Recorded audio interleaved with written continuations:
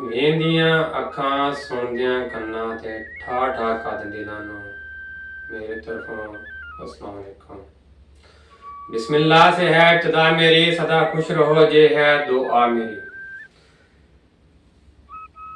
प्यारे सामीन, ਇਹ ਜਿਹੜੀ ਕੁਰਸੀ ਆ ਤੇ ਦੌਲਤ ਆ, ਸ਼ੋਹਰਤ ਆ, ਇਹ ਇਨਸਾਨ ਦੇ ਵੀ ਵਾਸਤੇ ਵੀ ਇੱਕ ਇਮਤਿਹਾਨ ਆ।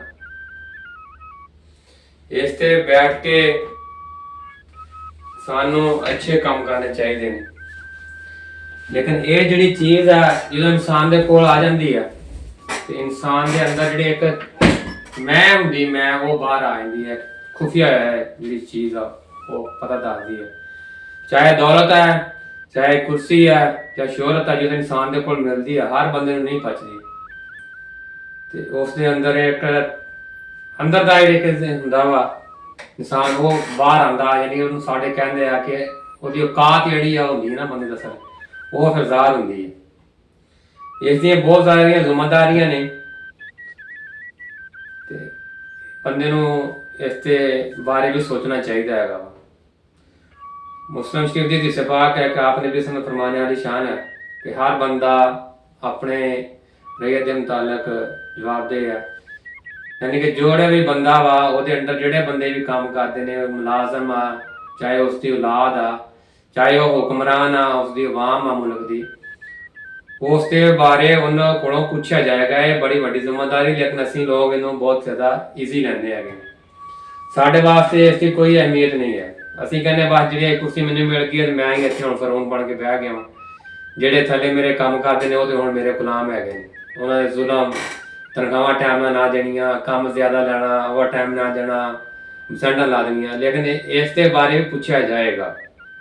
ਇਸ ਬਾਰੇ ਬੜੀ ਗੱਲ ਕਾਬਲੇ ਗੌਰ ਆ। ਸੋਚਣਾ ਚਾਹੀਦਾ ਸਾਨੂੰ ਕਿ ਜੇ ਅੱਲਾਹ ਤਾਲਾ ਨੇ ਸਾਨੂੰ ਇੱਜ਼ਤ ਦਿੱਤੀ ਆ, ਸਾਨੂੰ ਇਸ ਕਾਬਲ ਬਣਾਇਆ, ਅੱਲਾਹ ਪਾਕ ਨੇ ਬਣਾਇਆ, ਤੇ ਸਾਨੂੰ ਵੀ ਚਾਹੀਦਾ ਕਿ ਅਸੀਂ ਜਿਹੜੇ ਸਾਡੇ ਥੱਲੇ ਬੰਦੇ ਕੰਮ ਕਰਦੇ ਉਹਨਾਂ ਵਾਸਤੇ ਵੀ ਸਿਲਾ ਰਹਿਮੀ ਕੀਤੀ ਜਾਵੇ, ਉਹਨਾਂ ਦੀ ਸਿਹਤ ਦਾ ਖਿਆਲ ਰੱਖਿਆ ਜਾਵੇ, ਉਹਨਾਂ ਦੀ ਜ਼ਰੂਰੀਅਤ ਜ਼ਿੰਦਗੀ ਜਿਹੜਾ ਉਹਨੂੰ ਪੂਰਾ ਕੀਤਾ ਜਾਵੇ।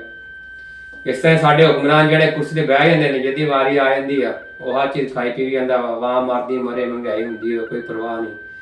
ਕੋਈ ਫੋਰਮੈਨ ਬਣ ਜਾਂਦਾ ਵਾ, ਕੋਈ ਸੁਪਰਵਾਈਜ਼ਰ ਬਣ ਜਾਂਦਾ, ਕੋਈ ਮੈਨੇਜਰ ਬਣ ਜਾਂਦਾ ਵਾ, ਉਹ ਆਪਣੇ ਵਰਕਰ ਨੇ ਉਹਨਾਂ ਦਾ ਖਿਆਲ ਨਹੀਂ ਕਰਦਾ ਹੈਗਾ। ਉਹ ਕਹਿੰਦਾ ਜੋ ਕੁਝ ਵੀ ਹੈ ਹੁਣ ਮੈਂ ਹੀ ਹੈ, ਕੁਰਸੀ ਮੇਰੇ ਕੋਲ ਆ ਗਈ ਹੈ ਤੇ ਮੈਂ ਇਹਦਾ ਖੁਦਾ ਬਣ ਕੇ ਬਹਿ ਜਾਂਦਾ।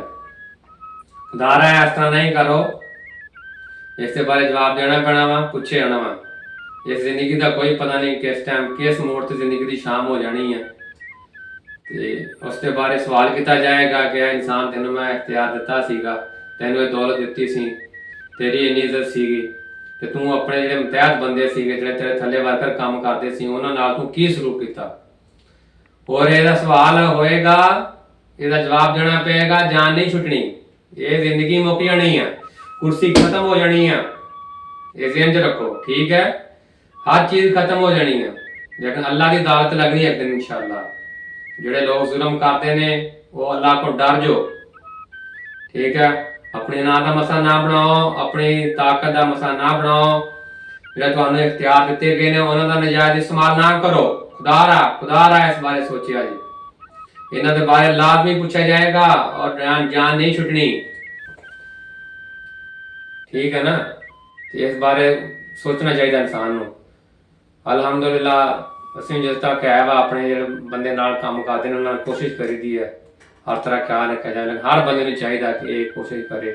ਅਗਰ ਹਰ ਬੰਦਾ ਥੋੜੀ ਥੋੜੀ ਕੋਸ਼ਿਸ਼ ਕਰੇ, ਆਪਣੀ ਗਿਰੇਬਾਨ ਝਾਂਕੇ, ਇਹਨੂੰ ਗਿਰੇਬਾਨ ਕਹਿੰਦੇ ਨੇ, ਤੇ ਉਮੀਦ ਆ ਕਿ ਸਾਰਾ ਨਿਜ਼ਾਮ ਸਿੱਧਾ ਹੋ ਜਾਏਗਾ। ਲੇਕਿਨ ਅਸੀਂ ਲੋਕ ਨਹੀਂ ਕਰਦੇ। ਅਸੀਂ ਕਹਿੰਦੇ ਅੱਜ ਹੈ ਵਾ ਚੀਜ਼ ਤੇ ਇਸਦਾ ਨਜਾਇਜ਼ ਫਾਇਦਾ ਉਠਾਓ, ਠੀਕ ਹੈ। ਮਾਸ਼ਾਅੱਲਾ ਕੁਛ ਲੋਕ ਹੈ ਨੇ ਅੱਛੇ ਵੀ, ਇਹ ਨਹੀਂ ਪੰਜੇ ਉਂਗਲਾਂ ਇੱਕੋ ਜਿਹੀਆਂ ਨਹੀਂ, ਹਲੇ ਫਰਕ ਹੈ ਇਹਨਾਂ 'ਚ। ਇਸੇ ਤਰ੍ਹਾਂ ਦੁਨੀਆ ਦਾ ਨਿਜ਼ਾਮ ਚੱਲਦਾ ਪਿਆ ਵਾ। ਅੱਛੇ ਲੋਕ ਵੀ ਨੇ, ਮਾੜੇ ਵੀ ਨੇ, ਹਰ ਤਰ੍ਹਾਂ ਦੇ ਹੈ। ਤੇ ਸਿਰਫ ਵੀਡੀਓ ਬਣਾਉਣ ਦਾ ਮਕਸਦ ਇਹ ਸੀਗਾ, ਜਿਹੜੇ ਬੰਦੇ ਵੀ ਹੈ ਜਿਨ੍ਹਾਂ ਕੋਲ ਇਖਤਿਆਰ ਹੈ ਨੇ, ਕੁਰਸੀਆਂ ਮਿਲੀਆਂ ਨੇ, ਚਾਹੇ ਹੁਕਮਰਾਨ ਨੇ, ਚਾਹੇ ਜੋ ਵੀ ਅਫਸਰ ਨੇ, ਜੋ ਵੀ ਕਿਤੇ ਵੀ ਹੈ, ਉਹ ਆਪਣੇ ਥੱਲੇ ਵਾਲੇ ਬੰਦੇ ਦਾ ਖਿਆਲ ਰੱਖੋ, ਆਪਣੀ ਜ਼ਿੰਮੇਵਾਰੀ ਨੂੰ ਸਮਝਣ, ਡਿਊਟੀ ਨੂੰ ਡਿਊਟੀ ਕਰਿਆ ਕਰੋ, ਰਿਸ਼ਵਤ ਨਾ ਖਾਓ, ਲੋਕਾਂ ਦੇ ਹਕੂਕ ਪੂਰੇ ਕਰੋ।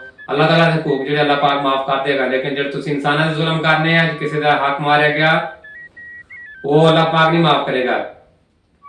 ਜਿੰਨੀ ਦੇਰ ਜਲਦੀ ਇਨਸਾਨ ਨੀਂਦ ਤੋਂ ਜਾਗ ਜੇ ਉਹ ਵੀ ਅੱਛਾ, जितनी देर जल्दी इंसान अपनी जिम्मेदारी समझ जावे वो भी अच्छा वा, और जितनी जल्दी इंसान अपनी अहमियत ਨੂੰ ਸਮਝ ਜਾਵੇ ਜਾਗ ਜਾਵੇ ਉਹ ਵੀ ਉਹਦੇ ਵਾਸਤੇ ਬਹੁਤ ਅੱਛਾ ਹੈ।